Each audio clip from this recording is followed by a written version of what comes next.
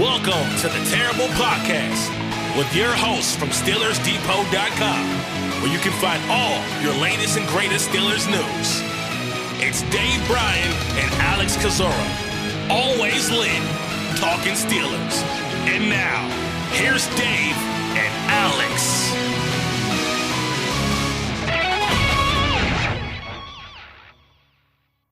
Welcome to the Terrible Podcast, Season 14, Episode 109. He's Dave Bryan. I'm Alex Kozora, SteelersDepot.com. Thanks for being back with us here this Monday, Steelers Nation, this first day of April. Happy April Fools to everybody.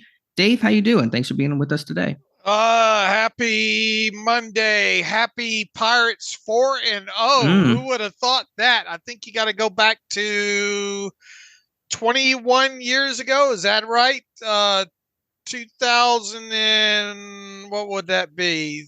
3, I think, was the last time they started off a season 4-0. So get the sweep of the Marlins there. That was kind of fun to watch these last 4 days happen, and obviously early in the season. But it's nice to see a Pittsburgh sports team having a little bit of success. Especially, it looks like the Penguins aren't going to make it into the playoffs in the NHL there. But I don't know if we got a ton to talk about today. Overall, Steelers related, but there are a few things I think worth noted. And you had your walk the mock draft the other night and had a large crowd there for that. We'll obviously have another live stream later tonight and field a bunch of questions from some folks. So where would you like to start today? Well, let's start here a little more off topic. I want to give a shout out here. Let me make sure I have my information correct, because we shout Dave out whenever he's doing well and he gets things right. And he is on top of the world in our March Madness bracket right now. He is sitting there, 800 points. What place are you in, Dave? You are up there. You're leading our depot bracket. You're in the 97.7 percentile. So you're crushing it right now. Yeah, sometimes it's better. Sometimes a blind squirrel finds the nut there. Yeah, look, just going through what you think that you know about that thing, and it's a crapshoot. That's probably the best I've ever done in a long time when it comes to brackets. But we'll see how it plays out. I have obviously UConn winning it all. No real stretch there.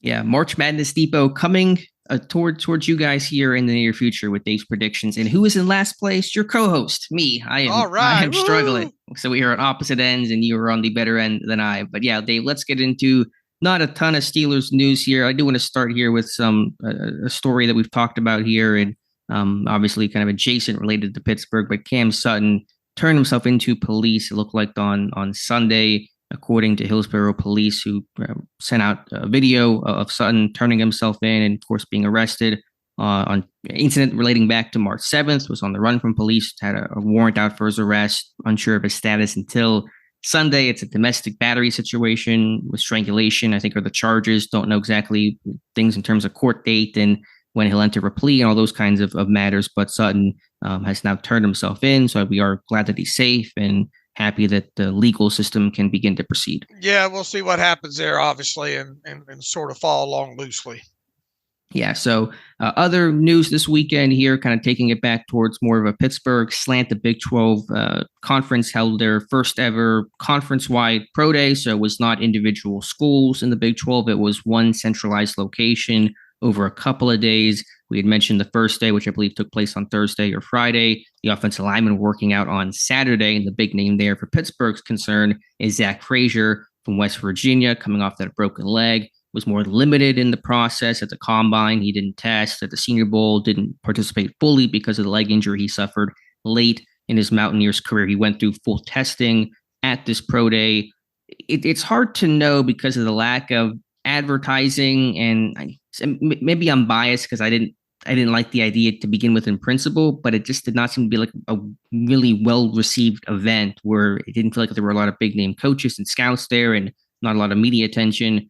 But we know that at least Isaac Williams, Pittsburgh's assistant O-line coach, was there for Frazier. Was there anybody else there? We're not sure, but we know at least they sent Isaac Williams for Frazier and the other linemen working out. So what are your thoughts there on Frazier this weekend? Where's draft stock could lie? Yeah, I remain not a huge fan of these Big 12 pro days. Still trying to go through some of the footage to see if we can track somebody else from the Steelers there. Good eye by you guys to pick out the assistant Isaac there at there. At least we have that now noted overall there. Boy, Zach didn't have the. I mean, it depends on what way you want to look at this with him. He was at the combine, at least able to do some stuff there. Of course, coming off that broken leg from late last season there. The fact that he went to the combine and had a lot of medical testing. I tell you, I wouldn't be surprised if the Steelers were the ones that sent him to all those different rooms and all for the medical testing. If you remember, he was the one that was hung up for quite a bit there in Indianapolis, and then was late getting, very, very late getting to his combine press conference. And we obviously had a couple of guys there to take all that in. He doesn't seem his rehab. In other words, he should be able to be good to go, hopefully, by the time OTAs get underway. But, man, when you look at his testing overall, once again, you don't know how much time did he really have to train for these things? How much, where is he at in his rehab? That would have limited some of this stuff. I mean, if you look at it as RAS score overall, based on this, what a broad jump of 8 foot 4 inches, I think, a short shuttle of 4.69. The 40-yard dash, 5.24, I think, is what Dane Brugler has up overall. If you look at that at its core and you didn't know any better, of an injury history, you would have some sense of worriment here, right? Sure, the numbers themselves, especially in this day and age where you see linemen put up some freaky linebacker looking numbers, it's not that impressive. But as you said, and I think that's the really important point, is that when he's coming off the injury, he probably has less time dedicated to training. Some of these guys are training basically as soon as their seasons end, and half of Frazier's process has been about simply getting healthy and working back and just getting back to kind of a relative normal for him. So there is context there. And on tape, listen, to me, he was not some sort of hyper athlete on tape where I was expecting him to wow even under the best of circumstances. So he's a guy that you really trust from a tape standpoint, technique standpoint. I get the job viewpoint as opposed to him having the best measurables or the best athletic testing. He's not a first round center, is he? I never viewed him as such. I had him as a round 2 kind of guy. I've consistently said, I think 51 is a plausible outcome for him. Is there a guarantee of that happening? No, of course not. And for what it's worth, in our walk the mock draft, Zach Frazier went about 5 spots before we could snag him, and we kind of ran into the we're out of a center possibility in issue. So there was a risk there, but I think from a tape and testing standpoint, I never viewed him as that first round worth a pick at 20 category. You think there's any way he slides into the third round, or is he going to be one of those second round type guys? Again, I've always viewed him squarely and solidly as a second round guy. We do know center slip, and had we said back in 21, would Creed Humphrey fall into the second round, you would have said, there's no way that would have happened, and look what ultimately occurred. But my viewpoint is that he could be there at 51. I'd be very surprised if he was there at pick 84. Jackson, Graham is between Graham Barton. If you consider Graham Barton, if your plans for him to be a center, it would be Jackson Powers Johnson and probably Graham Barton, you think, at the top of the list? I think in terms of the most likely first round centers, yes. Now, for whatever it's worth, there was a report from ESPN coming out that Barton is viewed as a maybe even better prospect than a Powers Johnson, and Powers Johnson may not be a top 25 pick. That's just one person's opinion. We're in lying season with the NFL draft, so we take all those things with grains of salt. But I think in terms of the most realistic options, if Pittsburgh were to go center in the first round, it would be a Powers Johnson. Although, again, some questions about overall athleticism with him and scheme fit with Powers Johnson. I think Barton is a really attractive candidate. I think he can make that transition back to center easily. There is more of a projection, though, because he's primarily been a left tackle. Okay. All right. So does it feel like in round 1 at this point, if the Steelers go center, it would be Jackson Powers Johnson? I mean, yeah, again, you go back to the tea leaves of it all, and how do you want to? Yeah. There's a lot of layers to That this. aside. I mean, which is obviously a big component because we're talking about historically and all like that. But I mean, if they were to bucket, it feels like that would be the way, right? For a center specifically. You do wonder, because you typically Arthur Smith has had smaller centers than Powers Johnson and guys that were, I think, nominally at least a bit more mobile than what Powers Johnson I think profiles to be. So I really do wonder about Barton because I really think he fits what the scheme is looking for. But again, I understand there is more of a projection because he has not played center essentially since his freshman year. Although I think the NFL is projecting him to go to center at his workout at his Duke Pro Day. He was primarily working and snapping as a center. So I don't know. Personally, I'm kind of leaning towards Barton. I think he can make that transition, and I think he'd be a better scheme fit in terms of the wide zone offense compared to Powers Johnson. All right, and Arthur Smith, to our knowledge, still was really the only notable at the Duke Pro Day, right? On the offensive side of football. Was Dan Mooney Jr. at that pro day too? Yeah, I think we know that he was both there and in North Carolina. Okay, so those two guys. Yeah, so again, no Meyer because he was in Washington that day for the Huskies, two offensive linemen, and no Tomlin and Kahn, but Tomlin and Kahn were not at Oregon either. So it's, Pat Meyer for Powers Johnson, it's Arthur Smith for Barton. There's interest, obviously, but not to the historical trends that we typically look towards. All right. Just interesting coming out of that whole Zach Frazier. And once again, I think props to him for getting himself in a position to test at the pro day there. But I know a lot of people are going to probably be turned off just by looking at the RAS score. Sure. But I think the context of the injury and lack of training and readiness that maybe others had should be put into context. Day with pro days essentially done. I know the Yale pro day is Wednesday, I believe, and there's some injury, individual workouts occurring later this month. Christian Boyd from Northern Iowa and Cooper DeJean from Iowa will work out on April 8th, maybe some others as well. Will Amarius Mims have a workout? Isn't he having a private workout, I think, because he had a hamstring injury from the combine? That seems familiar. Because he did not work out at the Georgia Pro Day, and I believe the reporting was he was going to attempt to hold his own workout once he got healthy sometime in April. I don't know if there's a date on that, and they typically don't get as much media attention than the whole official pro day, but there should be a workout for Mims. Yeah, I'm drawing a blank here when actually he's going to. Both will work out April 10th. It looks like him and Bowers. Oh, right, because Bowers didn't work out either. Okay, so April 10th. Again, we don't know how much reporting we'll get out there, but there should be some buzz considering we got two potential first-round picks working out. All right. I would assume that would be at Georgia, right? I assume, or some location very close by. All right, so that's 9 days from now, so we'll keep a heads out for that. That's from who was that from? Jordan Reed reported back on the 13th that Brock Bowers and Amarius Mims will not participate in their pro day on that day, but both will have separate workout for NFL teams on April 10th. So we'll see what that's all about.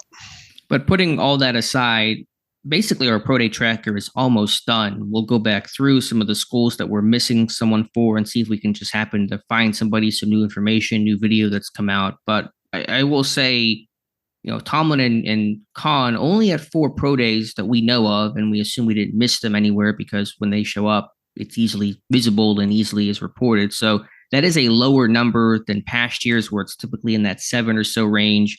The question is, why is that? There's multiple reasons, I think. And the question becomes, would this become the year where this coach, GM, pro day attendance trend break because of the more limited number of pro days that Tomlin and Kahn went to? Yeah, we won't know until we know, though. Right. But it is. I mean, when's the last time? I mean, obviously the COVID year and all like that was got cut short early on in that process there. But for them to only show up at I mean, if they were the predictable pro days that they showed up at, you just kind of wondered if they'd be at a few, as many as like 6 or 7, I think. Yeah, now again, there are multiple reasons for that. I think the pro day schedule is terribly made and too bunched up and makes teams pick and choose. And it's one reason why there's maybe a push towards these more centralized conference pro days to try to avoid those issues, although it creates other issues in itself. But I think there's that. The league meetings, of course, is an issue as well for agency. And then when you do have a whole conference, merged together the way the Big 12 is, you have fewer pro days in general. Had the West Virginia pro day been its own singular pro day, maybe you get Tomlin or a Con for that or somewhere else. So there were just fewer pro days overall to attend. So I do want to point that out. But if we go off of historical trends, our list of first round candidates is a smaller list than usual. It's going to be the Georgia guys, or really the Georgia guy and Amarius Mims, some of the corners out there from Nate Wiggins from Clemson, Terry and Arnold from Alabama, Cooley and McKinstry, J.C. Latham from Alabama. I mean, that's kind of your list if you work off these strict loose clues that has been proven true for the last 15 years. Yeah, any Michigan guys fit the criteria there? Not for round one. A lot of round two guys to take note of, and Sanders still, Roman Wilson. But I really don't see that round one guy. It's really McCarthy, and obviously he'll be long gone and not in Pittsburgh's wheelhouse right now. Right. All right. So we'll continue to look at some of these other pro. Obviously, we're not going to find. I don't think we're going to find Mike Tomlin or Omar Khan, because, as you stated, I mean, anytime those guys show up, it's all over Twitter and all like that. So it feels like they're done. I think the Georgia rewind on the 10th is worth paying attention to. But I think we have our Mike Tomlin, Omar Khan sightings for the offseason. It appears so. And so I'll have a post on that, kind of recapping things in the next couple of days. But one interesting note, I wrote an article this morning, Dave, entitled, "Where in the World is Grady Brown?" Again, going off our pro day tracker, which we know is not perfect. It's not absolutely complete, but it's as complete as you're going to find from any, site, any coverage of any individual team. We did not see Grady Brown once on the pro day trail. We saw a lot of Pat Meyer, Aaron Curry, Zach Azzani, a bit of Carl Dunbar. We did not see Grady Brown one time, despite this team seemingly having some pretty big needs in the secondary. What do you make of that? I really want to try to search back through some of that Michigan stuff, because Michigan's kind of hard. Isn't Michigan a team, a school the last couple of years that we found guys after the fact? It is. It happened last year, but Jim Nagy tweeted out a complete list of all the positional coaches that were there, and surprisingly, one DB coach was there, and it was not Pittsburgh. Okay. All right. So we'll see. And yeah, stuff comes out kind of last second, but I'm not anticipating that occurring. This team's drafting a cornerback, though, right? I'd be shocked if they didn't. But, if they typically, when Pittsburgh has these positions they intend to draft, they're sending positional coaches out to about 3 schools. I did a study over the weekend showing Aaron Curry at 3 schools. What does that mean? Since we've been tracking since 2017, of the 15 instances in which a positional coach went to at least 3 schools, they've drafted that position 13 times. And so there's an obvious correlation there. Put the numbers to it. Not seeing Brown once. Typically, when they don't send a positional coach out anywhere, you didn't see Eddie Faulkner this year, you didn't see Alfredo Roberts this year, you didn't see Denzel Martin this year. Those are positions they consider we don't really have a need at. I feel like we've missed Grady somewhere. Potentially. But in terms of the big schools, right. Jim Nagy had been tweeting out for almost all the massive pro days, the individual positional coaches who were there, and nothing on Grady Brown. Again, possible we missed something, and there's nothing saying that they can't draft a DB just because Brown didn't attend, and they sent Mike Tomlin and Terrell Austin. Ike Taylor worked out at different pro days, I think 3 of them, which was a higher number than usual for him. And so they certainly were present at schools that have DB talent. But I do want to point that out because that's one of my list of surprises from this pro day circuit. I agree. So we'll go back through and see if we can't spot him anywhere. But like you said, probably not going to spot him at any of the big 4 where Mike Tomlin and Omar Khan were. Right. So we'll go back and do our due diligence, but I do want to note that. Dave, from a pre-draft visitor standpoint, speaking of the secondary, we know, at least been reported out on one additional name, has a visit scheduled with Pittsburgh. That's Andrew Phillips from Kentucky. He's kind of a bigger guy, but played a lot in the slot this year. So potential slot corner, and not really getting a lot of buzz, but somebody that could be a day 2 type of pick. Yeah, a guy that has moved around probably translates to a slot in the NFL, though, right? Yeah, there's some size to play, I think, outside and inside, but I think he was among the league leaders in the FBS last year in slot snaps. And so that's a guy that, is not a Sanders still where the size is the big issue. He's actually a pretty impressive prospect overall. He's pretty physical. So that's a guy that, again, I think could be in that maybe third round possibility. All right, I agree. So how many names do we now have confirmed on the pre-draft visit list? Let me just double check here. Excluding the local visits, I believe it's 11 or 12. I'll go back and pull up the tracker just to get the exact number. And again, it doesn't include the pit guys that reportedly, coming in. Let me just pull up the tracker. We are sitting at, I think, 12, again, excluding local visits. All right. So hopefully we will be able to build that out a lot fuller here over the course of the next couple weeks, because we're still a little less than 4 weeks away, and we know that pro draft visits usually happen a good chunk of them after the pro day circuit ends.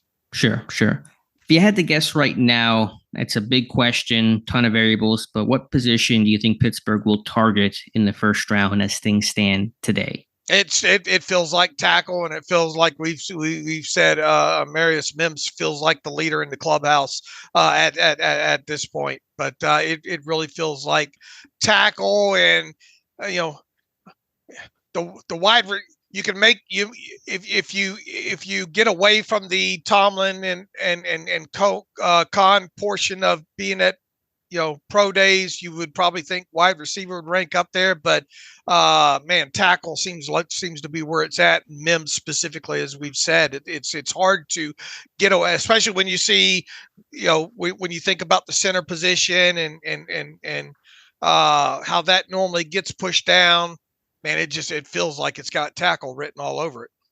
It does in a lot of ways. If it was receiver, I wonder who that name would be, because you would have thought I would have said Brian Thomas Jr., but when you don't see, Zach Ghazzani at that pro day, you don't see a heavy presence at LSU overall. Andy Weidel was there, but no OC, no positional coach.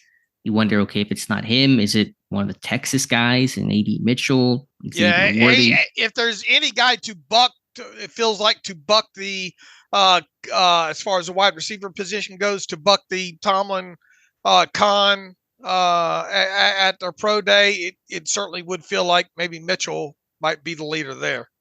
You just wonder, is there almost a potential of a frustration with him because he looks huge, he can play big, but he can seemingly have these highs and lows in his game. Right. Not always play to I think his physical talents, and Pittsburgh has had some of those frustrations with guys not playing up to their talent all the time over the last several seasons.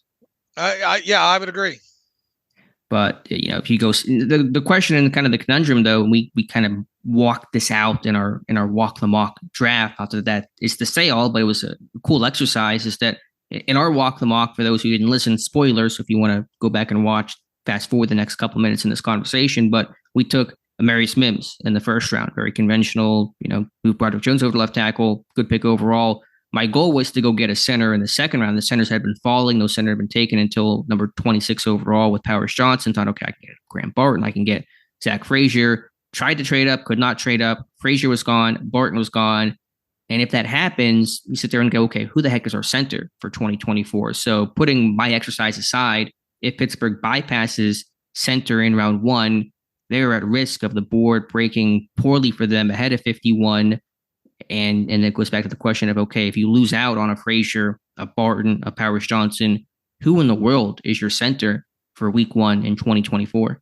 Yeah, that's a great question. And it's going to be the fact that they have not addressed that position still at this point. Now, they did say a couple of weeks ago, Khan did, that, can't rule out trading. But who you even going to – I went through the list of centers around the league right now under contract to see who would you even trade for, and man, it's not that appetizing.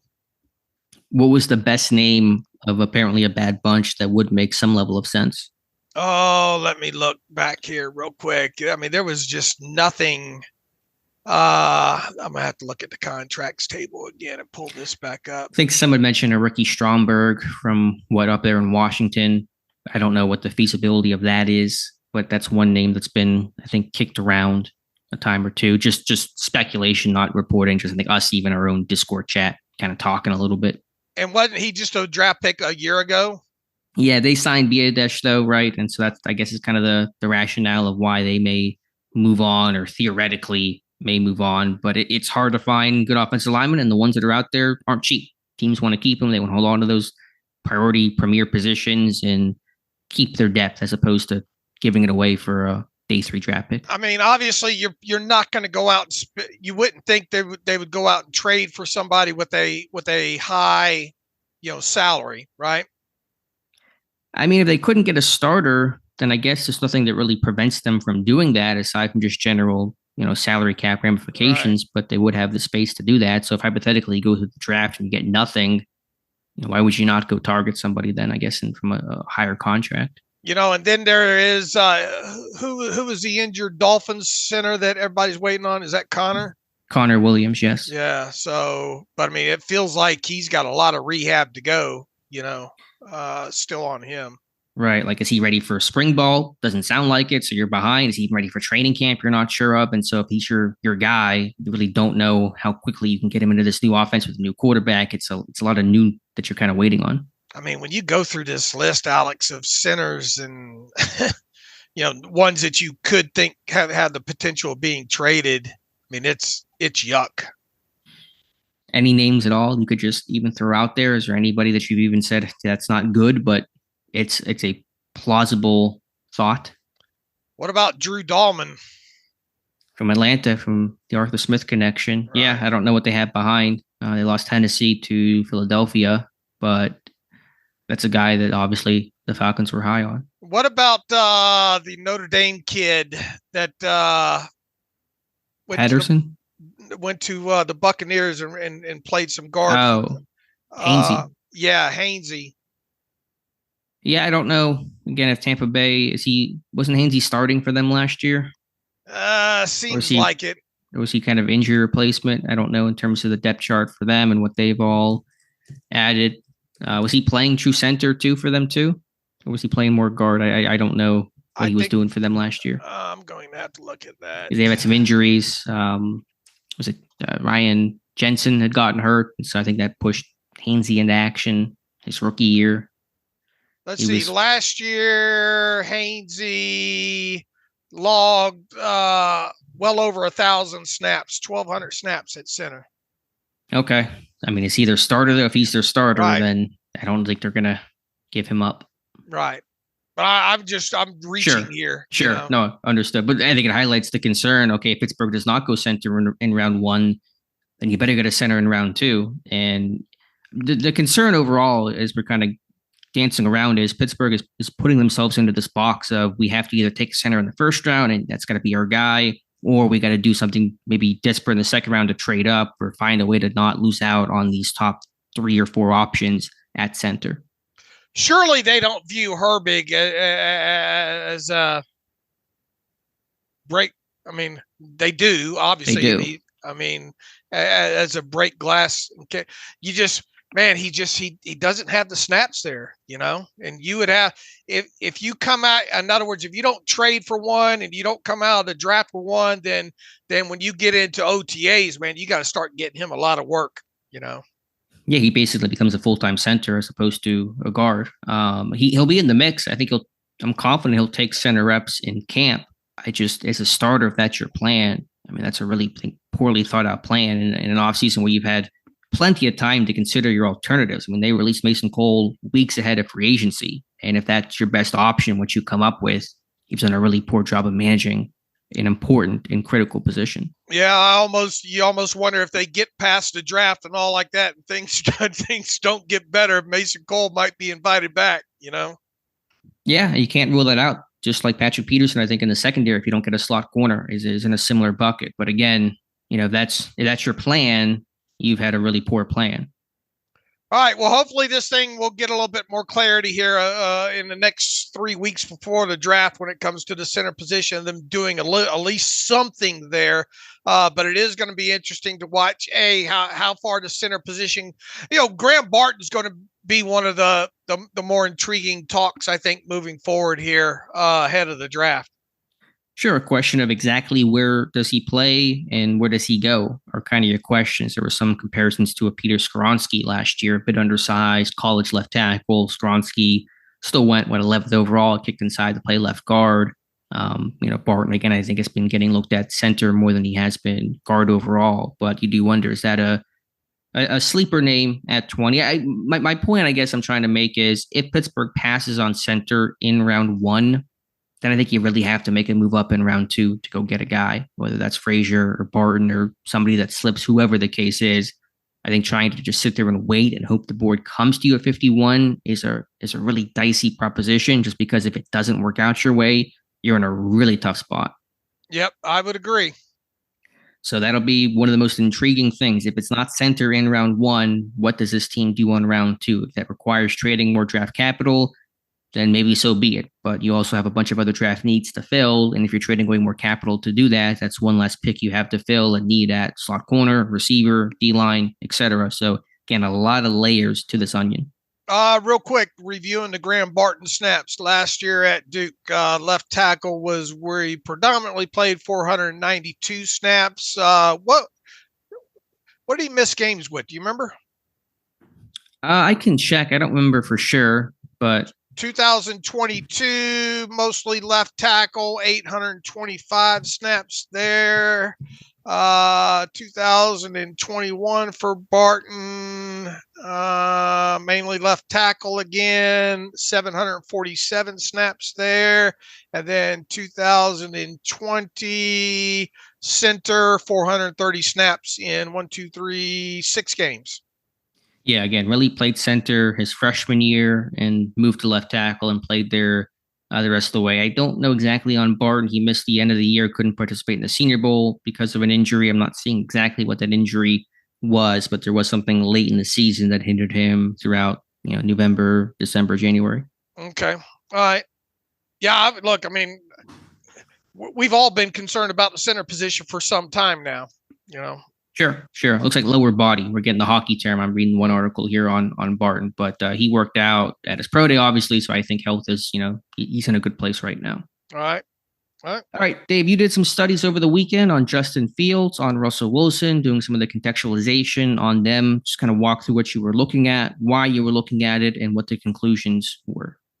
Hey, first and foremost, I pulled those because we're messing with a new stats program right now. I wanted to see what I could pull on it, and was looking to see if I could get time to throw type stats in there, along with to get it to show things like air yard distance and just playing around with that. And I had already immediately after the Steelers had signed Russell Wilson, I had went through all of Twitter and pulled up all of his touchdown throws from last season. And I had done the same with Justin Fields as well, too. So I had all those Twitter TV links ready and just fooling around with some stuff. I figured I wanted to see how some of that stuff tabled up on the site. So the reader was the winner here, because I wanted to see how that stuff would format. And it's been a while since I'd done some of this contextual play-by-play contextualization. I figured, it's a long off season. We're going to be looking deeper into guys like Russell Wilson and Justin Fields and stuff. So I said, why not start with the touchdown passes that each threw last season? So I did a post on each of those and played with the format a little bit to get it show up on mobile. So I already had easy to deliver content there up on the site that I think people would get a kick out of there. And once again, pulled some deeper data in there. I think when you look at those plays, just in general as a whole, I think the thing that sticks out more than anything when it comes to, 26 touchdown passes for Wilson, I think 16 for Justin Fields. I think the thing that sticks out to most people there is a lot of them were, quite a few for both of them were extended play type situations. There, that's first and foremost. I think the thing that stuck out for me, specifically with Russell Wilson, and specifically I think him moving over to his right side there. So look. We have not had the opportunity to watch a lot of red zone passing touchdowns the last couple of seasons, so that in and of itself, I think, was a treat. I think the other thing that stuck out, and it wasn't a high volume with both these guys there, but there were some long down the field touchdown throws. You know, both of these guys, Russell Wilson and Justin Fields, still have the arm strength there. Justin Fields, particularly, he's got the arm strength. So that was another thing that stuck out. A couple of those were in more in structure type plays. So I thought that was significant when it came to there. The time to throws, I think we've talked about that with both these guys. And look, this is just low. These contextualizations were just limited to touchdown throws. So it's not a huge, subsection there that we're playing with there. But, the time to throws overall were elongated. And that's something that we've known with both these guys overall, is they tend to hold on to the football a little bit overall there. But I think those were the main takeaways there. I think it is exciting in the fact that, look, I mean, you would like to see as much in structure stuff as possible, right? And those are when you look at these two quarterbacks overall and talk about how they're fitting in Arthur Smith and trying to get away from the high sack totals and all, you do hope to see both these quarterbacks, whichever one starts and predominantly plays, be able to play more in structure. But it was fun to see scoring take place specifically inside the red zone when out of structure things happen. Sure, there's an asset to their mobility. Fields in his prime. Wilson can still move some, although his legs not what they used to be. There is going to be this really interesting line to walk between allowing those guys to do what comes natural to them and lean on their mobility and trait to extend the play and produce, as your study kind of walked through. But also, again, Fields had the longest snap to throw time last year of over 3 seconds. Wilson was the third longest at right at 3 seconds exactly.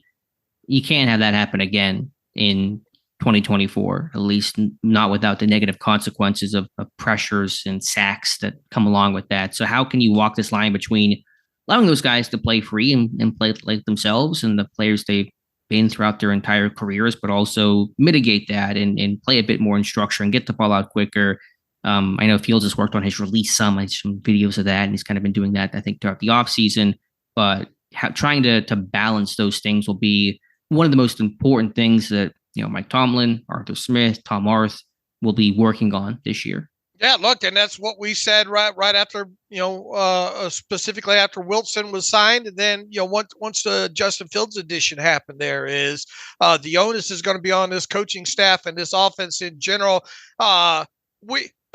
We feel this is going to be a run first offense. It's no secret there. They're going to lean heavily on the run game, but being able to build off of that, the onus is going to be on the coaching staff to get either one of these quarterbacks, both of them, in general during the offseason, to play more in structure, in rhythm, those sort of things. So, it's all going to come down to scheme and coaching. But within that, though, as we've said, especially with an older guy like Russell Wilson, to some degree, you hope to take the boy out of the trailer park, but you're not going to be able to completely take the trailer park out of the boy, I don't think. Mm-hmm. So you just got to limit those negative plays, specifically those sacks, the high volume of sacks, and then Russell Wilson's had some turnovers when trying to hold on to the football and extend plays as well too. And you've got to severely decrease those things as part of him being in your offense now.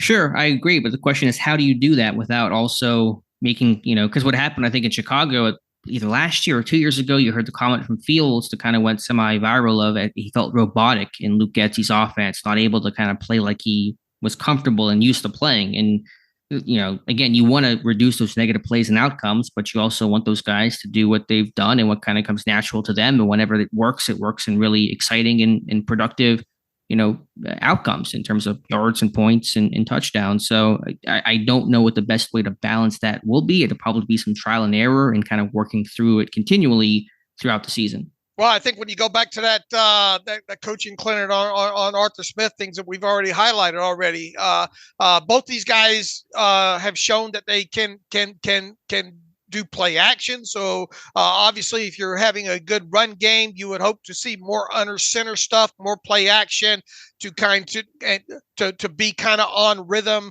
suck those linebackers up, maybe work the middle of the field a little bit more than both those quarterbacks have been used to in most recent times there. And then the play pass element that we talk about there. Can you get these quarterbacks in some half field type situations, in some levels type stuff, make the reads, make it all fluid with them where it's play pass, get them on the move, half field it, levels, make the reads real simple for them, get the ball out quick that way. Yeah, I think it's a good plan, and these guys will have to adjust too. There's going to be an adjustment from the coaching side and an adjustment required from the player side to buy in and to tweak their game and evolve their game. Because for Wilson, he's older, he can't run like he used to, and for Fields, if he wants to truly become the elite player that he's flashed and has the potential to become, he has to eliminate the fumbles, the interceptions, the mistakes, the sacks. And if he can't do that, he's going to be just viewed as this what-if kind of quarterback. Look, I don't want to paint what I did with this contextualization as anything earth-shattering. I did just to look at the touchdowns overall, but that's really the first time I think, at least I have gone through every one, because you obviously have to chart some of that stuff and make sure it matches up as well too. But I mean, there were some impressive touchdown plays there, and once again, you go back the last couple of years, we have not seen a lot of touchdowns, specifically red zone passing touchdowns from this team, and you are going to have more of them now, which is a positive with this offense moving forward in 2024. I mean, there are going to be red zone touchdown passes from this offense, something we have not seen a lot of the last couple of years. Now, once again, what happens between the 20s is going to be really, really significant for this offense, especially when it comes to the negative play aspect. Yeah, no, well said overall. So excited for it, but just trying to rein in some of the negativity with Fields and Wilson. If you can cut that down to a more normal range of outcomes, then you're good to go, and you should be a much better offense because of it. Probably look at interceptions next for both of them. Play around with that. How many picks did Fields throw last year? He threw more than Wilson. Wilson had 8 last year. I wonder what I forget the number on Justin Fields. 9, so 8 and 9 respectively. Right. So won't be long posts, won't be hard to pull together. I should be able to find all the clips easily. All right, good deal. All right, Dave, what else do we have here today? Again, a quieter show overall. I've gone through some of. Go ahead. You're gonna say something? Explain your walk the mock more thoroughly, real quick. Yeah, just annual thing that we do in conjunction with the people at Walk the Mock website, where you can do live mock drafts with other GMs and people, not sponsored, but they've always given me the opportunity, so I appreciate that. So I haven't had a chance to go through. I would check in here and there on it all. Were there any computer picks in there, do you think? Did everybody show up? To my knowledge, everyone showed up. I can't say that, I guess, 100% with certainty, but I think they had a human sign up for every single team, and I think everybody was there. I didn't see any computer picking or anything like that. All right. What seemed to be the most surprising thing in those 2 rounds from a non-Steeler standpoint?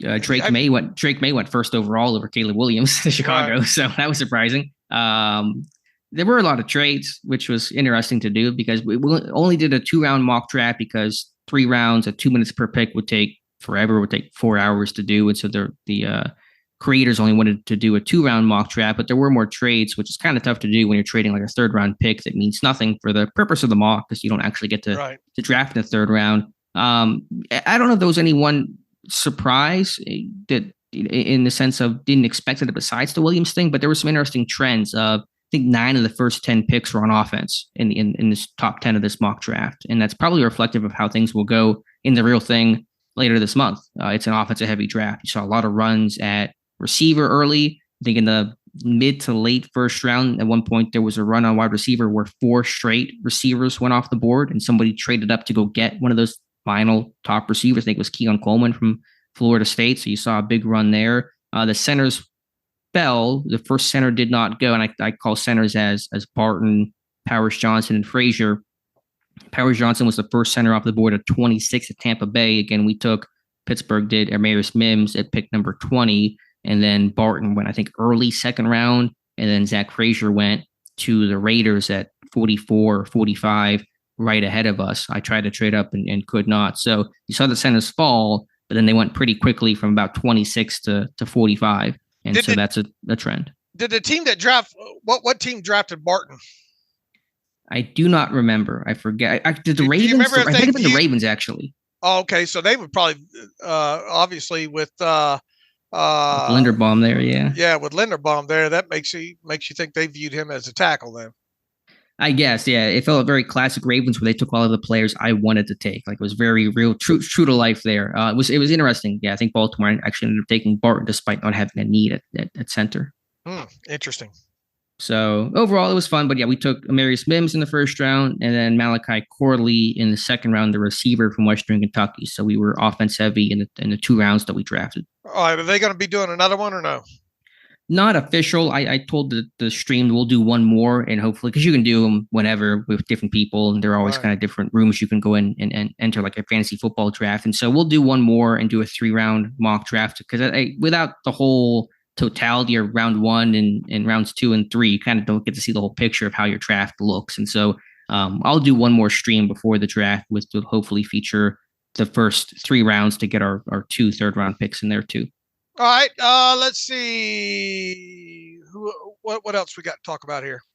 I'm watching some draft guys, and for this week for the site, I told our crew last night, it's going to be small school week. We're looking at small schoolers this week and kind of focusing on some of the guys that don't get talked about as much. And so you're going to see some smaller, below FBS level type of prospects, FCS. I got watching Willie Drew last night from Virginia State and seeing him, interesting prospect. I think he's got some talent. So we'll have that on the site this week. I was watching some other guys as well. 2 guys that I profiled over the weekend. Actually, one that went up today, but Brandon Coleman from TCU viewed as this mid-round, tackle guard. I think if you put him at guard, Dave, he's going to be a high-level starter. I put a second-round grade on Brandon Coleman if you kick him inside to guard. He's big, he's strong, he's long, he's physical, he's got finish and aggression, he's got experience, and so that's a guy that has not gotten talked about a lot in a really deep offensive line class overall. But I think he's got great value in the mid-rounds if you kick him inside from left tackle to left guard. All right, it'd be fun to learn about some of these smaller school kids this week then. Yeah, I'm looking at. I was going deep in the rabbit hole. We got Colorado School of Mines coming up. They got a receiver. We got a New Haven receiver. I found New Haven tape. You know how hard it is to find New Haven tape? Not on YouTube. It ain't there, but I found it. Just random holes in the wall. So we'll have a bunch of those profiles from the whole team here later this week. All right. Did you watch any of the UFL games? I did not. I know that Brad Wing had the craziest play in the world, a touchdown pass to the center. Is that what it was? Take me through that play. You probably saw it more than I did. I just, in fact, I think Wing said they've never completed that in all the times in practice. Kind of a wacky play, but he got to show off his arm a little bit. It was good yak by the center. I think he caught it at the 12-yard line or something like that. Look, I didn't spend a lot, in between basketball games, and obviously that was on, and that you don't have to twist my arm very much to watch any kind of football and all like that. But the thing in the little bit that did stick out of me in the partial pieces and parts of games that I did watch is the quarterback play looked a lot better overall. I mean, you had Matt Corral out there looked pretty sharp on some of his throws and all like that. And a guy that we obviously both studied a little bit, a couple years ago ahead of that draft and all like that. I don't know if this spring league is going to make it and all like that, but I think they've done good to now trim down the teams because I think as a whole, the talent base is better overall. Deion Kane's still making plays. Nice. Former Steelers wide receiver. Anthony McFarland had a pretty good game for San Antonio and all like that. But just something to fill the time viewership wise there. Sure. Yeah. Quarterback play is always the tricky part with these spring leagues because it's hard to find good quarterback play consistently for the 32 NFL teams, let alone for a spring league, group. And so if you don't have good quarterback play, it just kind of makes for unwatchable television overall. So encouraging to hear that there was some, impressive moments from the collective group there. Yeah. McFarland had the first touchdown for San Antonio, a little catch and a little flare out in the right flat and showed off his speed. So if he has a good spring, then maybe he catches on somewhere in the summer in a training camp. Yeah, I have a feeling he'll probably end up on a roster in training camp somewhere. Yeah, so good for him, and hopefully his success continues. Any prospects, going back to the draft, anyone that you're watching, Dave, or anybody that you want to hear more about or hope to learn more about? Just going to fly through some of these tackles and centers a little bit deeper, I think, and start looking at more of those position groups and all. One other guy that I profiled this weekend, Andre Sam from LSU. And Dave, I was watching his tape from he's a free safety, and I was like, this guy's a really good player. Like, why am I not hearing any buzz about this guy? Because he's a little undersized, but he can tackle. He's got some range. He's got good production. The issue, though, as I came to find out doing some more digging into his bio, is that he spent 7 years in college. He's 25 years old, and he's about 5'10", $195 with average athletic testing. And so I was like, okay, that's why he's not being talked about some. But a really interesting story was a walk-on at McNeese State, spent 5 years there, 1 year at Marshall in 2022, transferred to LSU in 2023. Good tape. He's physical, fills the alley. He has some ball skills, good instincts, but you're 25, about to turn 26. That makes you a day 3 kind of guy. But interesting story, a guy that you root for. And I would not be mad at him as a day 3 guy. Ike Taylor worked him out at that LSU Pro Day. So one day 3 name I do want to mention because there's some talent there. Just the age concern is obviously a factor. All right. One interesting note here. I don't know if there's much to read into it yet. The Steelers and obviously the NFL transaction sheet, they have yet to show the official signings of Quez Watkins, Allen, the quarterback, who was it? Dean Lowry, and who was Patterson, and Patterson. So none of those moves are technically not that there's any concern here, but it's weird that it's taken this long. Maybe it'll happen 5 minutes after we get off the podcast when they officially announce the signings and all like that. So we're still waiting on the official contract details on those 4 players overall because they haven't technically even been made official yet. Okay. But the last cap update you did had those guys earmarked for assumed contracts, correct? Yeah. I've got all those guys as minimum benefit, veteran benefit contracts and all like that. But, if you want to look at it from a technical standpoint, this team still has, a little bit, what I have, 14.9 million in salary cap space there. So they'll have obviously couple million less than that after these signings officially take place. According to a big day, a couple of days for me because the NFLPA public salary cap report finally shifted over to 2024, and that's significant because it allows us junior capologists to officially try to balance where each team is in, related to what it's hard to explain because it's not real time. Because as we just mentioned there's 4 outstanding contracts for the Steelers at this point. But you're able to work backwards through it and get yourself into real time of where that number actually is. And that the NFLPA public salary cap report number is now caught up to the Van Jefferson signing for the Steelers. So it's always a trying time for me because I want to make sure I match and I balance per se. And I was able to do that. And another interesting thing about it, this is the second year in a row. The placeholder, every year teams have to account for a workout bonus placeholder amount that the NFL puts in there, saying, okay, well, you're going to have to earmark at least this amount of money for off-season workout bonus placeholder amounts.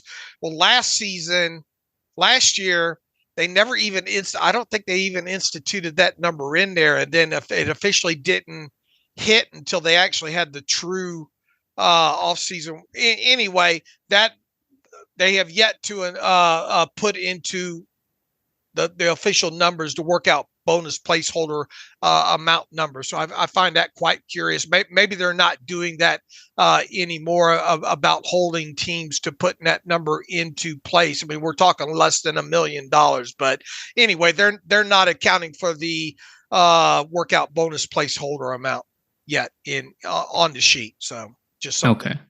Just something that really concerns me, I guess. Yeah, you're talking to a party of one, but no, we love it. We love the nerdiness for sure. I promise you, there's somebody out there who's interested and happy that you shared that information. So you're not balanced yet because of everything that has to update still. Is that kind of what you're waiting for your equilibrium? I mean, I am balanced as far as where they're at in the time frame, which is through the Van Jefferson signing. So yes, I do balance. Now we're waiting for those 4 outstanding contracts to hit. Which they're not even official yet, according to the Steelers or the NFL transaction sheet. Right. It's not been officially announced or processed or anything like that yet. But you are floating as you're doing this podcast. You are levitating in the air right now. Is that accurate? That would be correct. So yeah. All right. We were looking into how Dave does this, how he pulls off this dark magic with the cap here. But appreciate all the information. And yeah, once those things become official, we'll check our balance. But I think what you're saying for the minimum contracts for Allen and Lowry, et cetera, should be accurate. I'd be surprised if it was anything more than that. Yeah, the only thing, did all of them receive $167,500, which is the max signing bonus to go along with it. I'll be surprised if any of them aren't. I mean, not that it's impossible, but I would be surprised if they're not veteran benefit contracts based on the player's history and the Steelers' history and those kind of things. If I am off, I'm not going to be off by much because you can't envision any of those guys signing for a huge amount of money. Right. And for the veteran benefit, how common is it for somebody to get less than the maximum signing bonus? Is that a common occurrence, or do they typically end up signing for the max? Last year we saw LaRaven Clark get $50,000. Okay. So you do see some play there. Yeah, just a note there that the max to qualify for a veteran benefit contract, and just rewind real quick, the advantages of that's got to be a player with 4 more credited seasons. You sign him, he's got to have the minimum base salary, and then the maximum signing bonus you can give those players is $167,500, and the actual benefit to that is the player's base salary only counts as a player with 2 credited seasons, not 4. So yeah, you're paying out the cash to the player, but you get the cap benefit related to that. So once again, we saw last year you had a guy like LaRaven Clark that you got to take advantage of the veteran benefit contract of him having only, and look, he didn't even last. He didn't even make the roster and all, but as far as offseason goes there, the thing to watch really when it comes to these things is the amount of the signing bonus. Understood.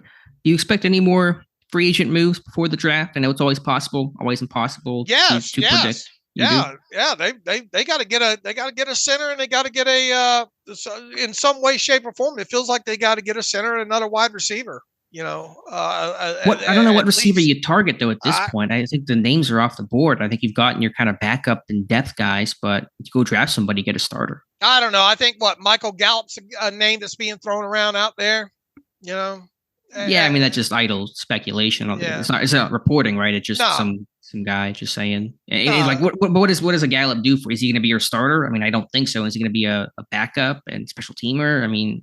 Well, look, as far as guys that you're going to bring in right now that could get significant playing time, and you could lock in maybe into, that list is dwindled. I mean, sure. You're back down to a Tyler Boyd for the most part, and right. It doesn't sound more like of a slot guy, and you've signed Watkins, who's more of a slot guy. Right. It doesn't sound like anything concrete's going to happen there. And then obviously until Brandon Ayuk does sign a contract, with the 49ers. People are going to continue to try to speculate there, I think. But once again, until there's more embers to any of that flame based on things to come out of the owners' meetings and all like that, doesn't sound like anything's going to happen there.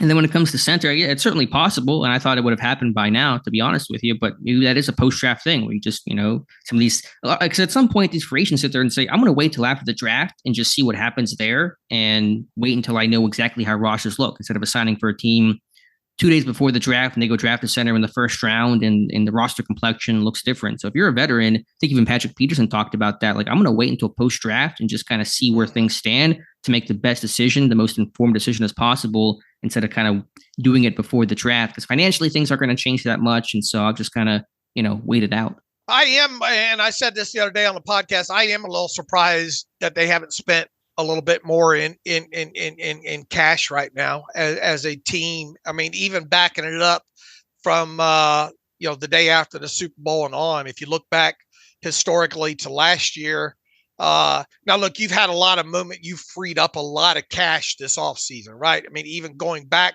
prior to the technical start of the new league year in the middle of March, this team trimmed a lot of cash, right? Okorafor, Mason Cole, who else did they cut? Patrick Peterson, technically, I think was Allen Robinson. I mean, things that you knew had a good chance to happen. That was still technically cash that was set to be on the books that wasn't guaranteed, that you've trimmed off. And, if you go back to the year previously, the only real main cut from the Super Bowl on to the start of the new league year was William Jackson III. Once again, you're talking about a move that you knew was going to happen. But even so, and even with all those kind of expected moves prior to the start of the new league year this year, I kind of thought that they would have spent a little bit more cash along the way between now, since the start of the new league year and now. Sure, I get that. Who knows? Maybe they tried with some prospect and free agent and lost out on him. Who knows? Yeah, I can't help but keep rolling back and thinking that they thought maybe Mitch Morse was going to be a slam dunk early in this thing. A street free agent and all like that. I kind of wonder if did they make a mistake there not getting him locked up? What was the contract he signed? It was a 2-year deal. Was it $7 million per year? Maybe he read the writing on the wall too. Saying, "Yeah, I see what's going on here. I'm going to be a 1 year and done type player here." What was his contract? 2 years, $10.5 million with the Jaguars, with $7 million being fully guaranteed. $4 million of that was a signing bonus. He was not likely to get that from the Steelers. Let's see, what else did they do? $4 million. Some void years. It looks like they had some void years on the contract. Who was it? The Jaguars did. They had 3 void years on there to help with the signing bonus proration on that. He had obviously some per game roster bonuses built in, workout bonus in there. They fully guaranteed his 2024 salary of $1.5 million, and it looks like $1.5 million of his 2025 base salary was even fully guaranteed if over the cap numbers are correct there. So the fact that he got $7 million fully guaranteed, he was not going to get $7 million fully guaranteed from the Steelers.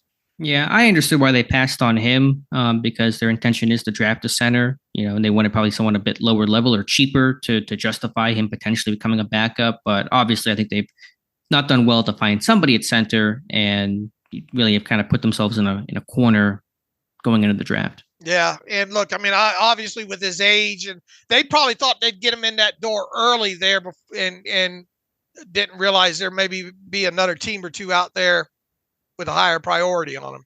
Yeah, I just thought they could sell, come here, win, keep winning and go from Buffalo where you've won and come to Pittsburgh and have a chance to compete here and be a leader. And maybe that just wasn't as attractive to Mitch Morse. And obviously from the moment he left town and the start of the new league year went into effect and all like that, the centers really started rolling off, and the market ended up being pretty decent for centers this offseason and all. So it's interesting.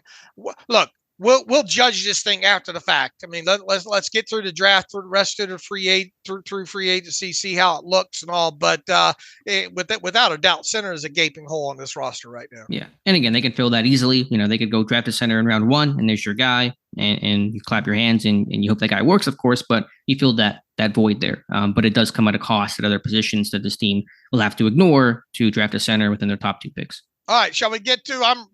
We've run out of things here to talk about, I think. Yeah, let's get to some reader emails and close out today's show. Reminder, we have a live stream tonight at 7 p.m. Eastern time, so we have a chance for more questions and answers later tonight. All right, Tyler Armis writes in, looking at the recent clips that Najee has released to him training, has him looking a bit slimmer. Thoughts on him dropping some weight similar to that of Le'Veon Bell, but later in his career. I know he doesn't have the same burst, but I can't decide if I want him to stay as a big bruiser or maybe drop some weight and mix in the dancing around that we all hate him doing. I find myself wishing he would lay the boom a bit more sometimes. Thank you for all you do. For all you guys do. Here we go. I did see those clips. I posted them from his Instagram on Twitter and all like that. It's dangerous when you look at these guys out of pads, but he does look a little bit slimmer. I think just at first blush. Yeah, this happened, I think, after his rookie year, right? And somebody asked, "Did you lose weight?" And he was like, "What? No, I'm the same weight that I was before." So I don't know. I don't know his process. Maybe he's slimmer in April and he starts bulking back up as we get closer towards spring ball and training camp.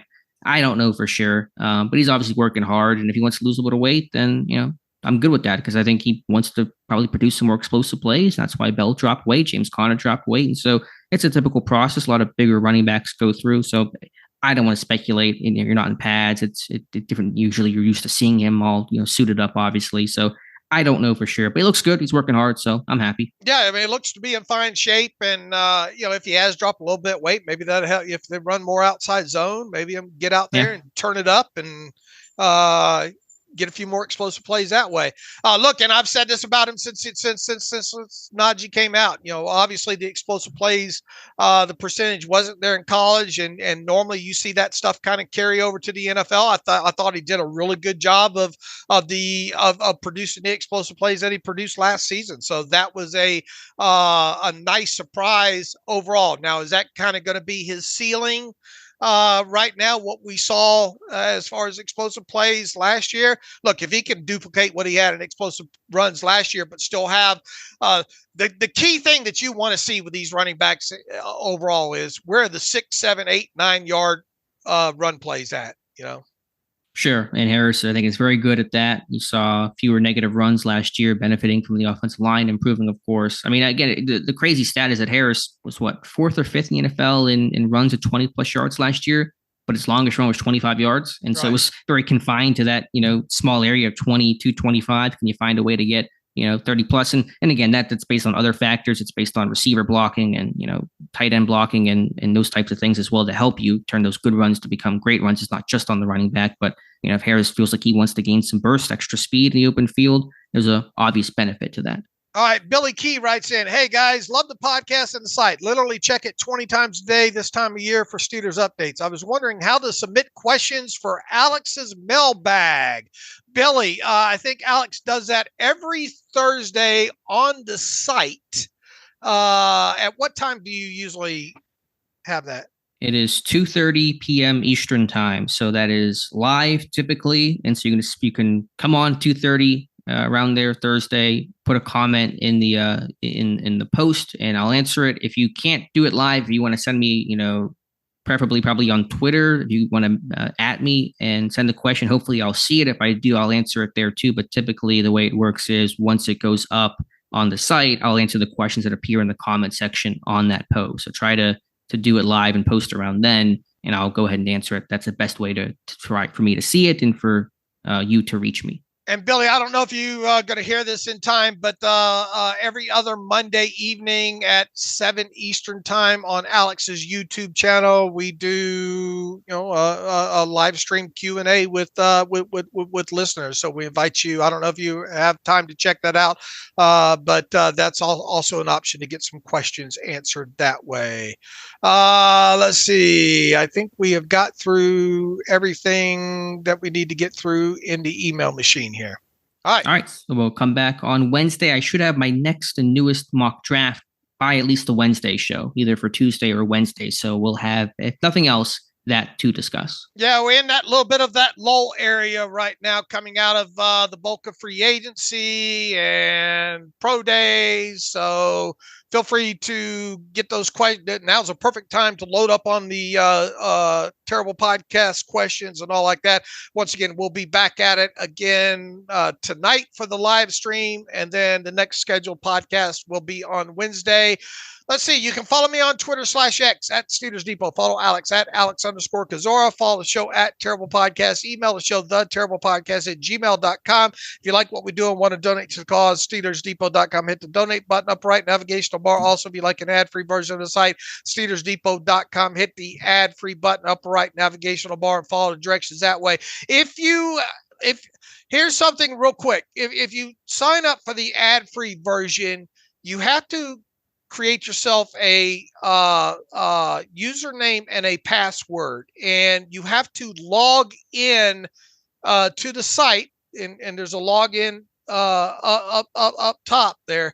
You have to be logged in to take advantage of the of the ad-free version. I think sometimes people sign up and they think all they do is they sign up and pay the money that way, and they get the ad-free version. You have to be a logged-in user, paid user on the site to be able to take advantage of the ad-free version there. So sorry for not making that clear enough over the years. But if you're having issues and you've paid, look, send me an email to theterriblepodcast@gmail.com. If you've signed up and you say I'm not getting the ad-free version, send me an email. Let's look at what's going on there. So until Wednesday, as always, thanks for listening to the Terrible Podcast with Dave and Alex.